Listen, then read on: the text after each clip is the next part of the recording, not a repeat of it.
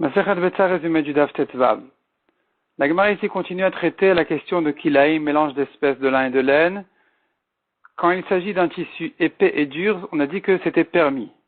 Et la Gemara ramène encore d'autres exemples, que si c'est, comme on a dit, c'est comme du feutre épais et dur, ça ne réchauffe pas, et donc c'est permis. Et si ça enveloppe la chaussure, par exemple, c'est permis, de cette matière-là. Et si, la Gemara dit encore, si maintenant un homme a un porte-monnaie de Kilaïm, de mélange d'espèces, lin et laine, eh bien, c'est une discussion. Si c'est pour de l'argent, c'est sûr que ça ne le réchauffe pas parce que les pièces, elles vont durcir le porte-monnaie. Si c'est pour des grains, alors il se peut que ce soit un problème de kilaïm parce que ça le réchauffe. Mais selon un avis dans la Gemara, c'est pas une manière normale de se réchauffer, et donc c'est permis. La Gemara ensuite ramène ce qu'on a vu dans la Mishnah. Il est interdit d'envoyer à son ami des chaussures clouées. De quoi il s'agit? Quel est le problème? La Gemara dit que les Chachamim ont interdit à cause d'une histoire où des gens se sont mis en danger avec ces chaussures-là, en se piétinant les uns les autres, en se tuant à cause de ça avec ces clous. Les Chachamim ont décidé que pendant les jours de réunion comme Shabbat et Yom Tov, il est interdit de porter ces chaussures-là, et c'est pour ça qu'on ne peut pas non plus les envoyer à son ami. La Gemara dit cependant, c'est pas mouktsé, on peut le porter dans la maison.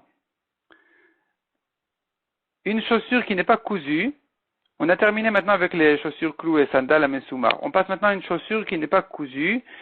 Eh bien, on ne peut pas l'envoyer pendant Yom Tov parce qu'on ne peut pas la mettre, même si elle est un petit peu attrapée avec des agrafes, c'est quand même interdit de l'envoyer parce que c'est pas fini encore, la chaussure n'est pas finie, on ne peut pas vraiment la porter comme ça.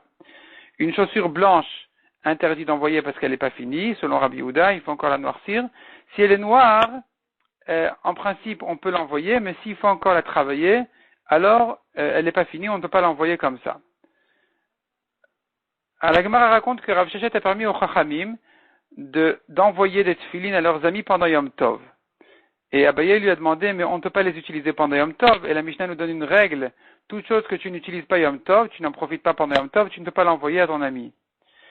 Répond la Gemara, il ne faut pas comprendre comme ça la Mishnah. Il faut dire toute chose que tu peux en profiter en jour de Chol, tu peux l'envoyer pendant Yom Tov à ton ami.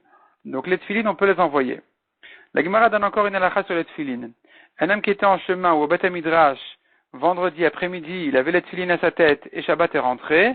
Qu'est-ce qu'il fait? Il couvre cette tefilines avec la main parce qu'il ne peut pas les laisser là-bas, jusqu'à ce qu'il rentre chez lui à la maison. La Gemara conclut en disant, si il y a une maison plus proche que la sienne, dans laquelle il peut laisser les tefilines qui seront gardées là-bas, ni ils seront tripotés par des chiens, ni par des voleurs, alors il doit les enlever pour les laisser dans la maison là-bas. Mais si ce sera dans cet endroit-là, surveiller que des chiens, mais pas des voleurs, il a le droit de rentrer jusqu'à chez lui avec les tefilines, puisque les tefilines sont déjà à sa tête. Si les tefilines étaient par terre, alors, du moment que c'est pas en danger de chien, alors il aurait dû les laisser, même si c'est en danger de voleur. Mais puisqu'il les a déjà à la tête, il peut les ramener jusqu'à chez lui à la maison. Pérec suivant, deuxième pérec de Masechet Betsa, qui va traiter la halakha de Eruv Tavshilin. Et donc la halakha elle est comme ça. La halakha de Eruv Tavshilin, elle nous dit la chose suivante. Si Yom Tov tombe à vendredi, on n'a pas le droit de cuire le repas de Shabbat a priori pendant vendredi. On n'a pas le droit, disons, de commencer le repas de Shabbat vendredi. Si il cuit son repas de Yom Tov, ce qui va rester, il pourra l'utiliser pour Shabbat. Mais cuire a priori de Yom Tov à Shabbat c'est interdit, sauf si vraiment il a déjà commencé à cuire le repas de Shabbat avant Yom Tov. Selon Beth Shammai, il faut 2 plats de cuit avant Yom Tov. Selon Beth Hillel, 1 est suffisant. La Mishnah dit encore, s'il a perdu son Eruv Tavshilin, il n'a plus le droit de cuire de Yom Tov à Shabbat. Mais s'il lui en reste un tout petit peu, il peut continuer à cuire de Yom Tov à Shabbat. La Gemara donne un appui sur le pasuk qui dit « Souviens-toi du jour de Shabbat ». Je comprends que tu risquais de l'oublier à cause d'un autre jour qui est Yom Tov. Et c'est là on te dit « Attention, souviens-toi de Shabbat. Fais attention de ne pas terminer tous tes repas pendant Yom Tov. Prends conscience et rappelle-toi que tu as Shabbat ensuite et que donc tu dois te garder de repas pour Shabbat. » Tu dois donc te garder tes repas pour Shabbat. C'est pour ça que il faut commencer à préparer déjà avant Yom Tov. En réalité, la Gemara s'explique plus maintenant. La Gemara donne 2 raisons pour les Eruv Tavshilin. Soit la raison elle est en l'honneur de Shabbat, pour ne pas qu'on se retrouve à Shabbat sans repas. C'est pour ça qu'il faut commencer à les préparer avant Yom Tov, de manière à être conscient qu'il y a encore un grand jour qui suit et qu'il mérite ses repas. Ça, c'est une raison.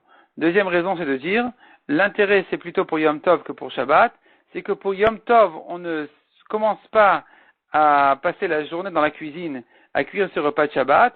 C'est pour ça qu'on les commence déjà avant Yom Tov, de manière à ne pas passer de manière à ne pas cuisiner a priori de Yom Tov à Shabbat, pour que les gens, ça va servir à un rappel aux gens que ils vont se dire, si de Yom Tov à Shabbat je ne peux pas cuisiner, qu'elle va remettre de Yom Tov à un jour de Chol. C'est pour ça qu'il faut commencer avant Yom Tov, et après ce que tu ajoutes, ce n'est qu'un ajout, de Yom Tov à Shabbat. La Gemara ramène encore une autre référence des Psukim, un autre appui des Psukim pour les Eruv Tavshilin. Le Pasuk dit, ce que vous devez cuire, comme le pain que vous avez l'habitude de cuire, faites-le déjà vendredi. Et ce que vous avez l'habitude de cuire comme plat, faites-le déjà vendredi. De la manne, il s'agit là-bas de la manne, qui est tombée en double quantité vendredi. De là, on apprend, le pasuk pourrait se lire aussi comme ça. Si vous avez déjà du pain cuit, vous pouvez en cuire encore pour Shabbat, de Yom Tov à Shabbat. Si vous avez déjà un plat cuit, vous pouvez encore continuer à cuire de Yom Tov à Shabbat. Mais commencer pendant Yom Tov, a priori pour Shabbat, c'est interdit. La Gemara ensuite raconte une histoire sur Rabbi Eliezer qui est en train de faire une dracha. Il enseignait la halakha de Yom Tov toute la journée de Yom Tov et les gens commençaient petit à petit à le quitter pour rentrer chez eux manger le repas. Et la première levée de gens qui rentraient chez eux, Rabbi Eliezer a dit sur eux, ceux-là ont des grands repas, ils vont boire des grands tonneaux. En deuxième temps, quand les autres se levaient pour rentrer chez eux, il a dit ils ont des tonneaux, et ainsi de suite, comme ça jusqu'à ce que le cinquième groupe se lève pour sortir. Et là, Rabbi Eliezer déjà n'était pas content, il les a un peu maudits. Et donc, ceux qui restaient, ils s'inquiétaient, ils croyaient que Rabbi Eliezer n'était pas content qu'ils s'attardent au Beth Midrash au lieu de rentrer pour faire le repas de Yom Tov, mais il leur expliquait au contraire, je suis pas content de eux, c'est sur eux que je dis ça.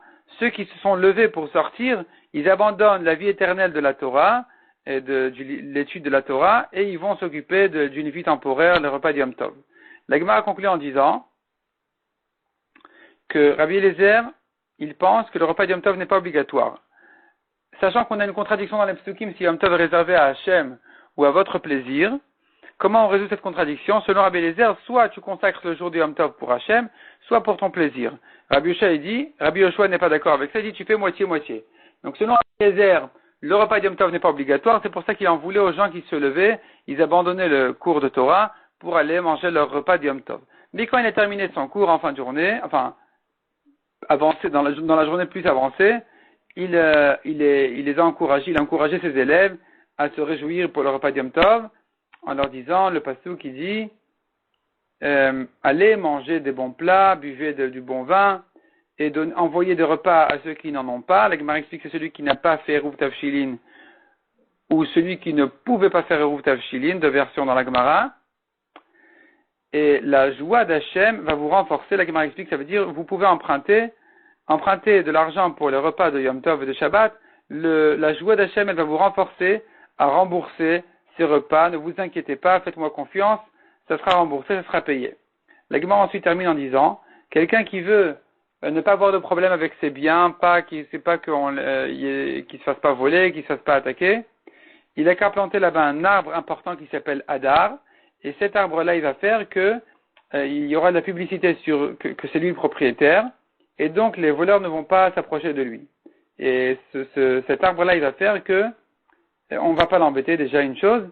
La Gemara dit encore, les fruits tiennent mieux grâce à cet arbre-là, soit parce que ça forme une barrière, il a beaucoup de branches, soit parce que Rashi explique qu'il a une certaine odeur qui tue tous les insectes, et donc il le protège.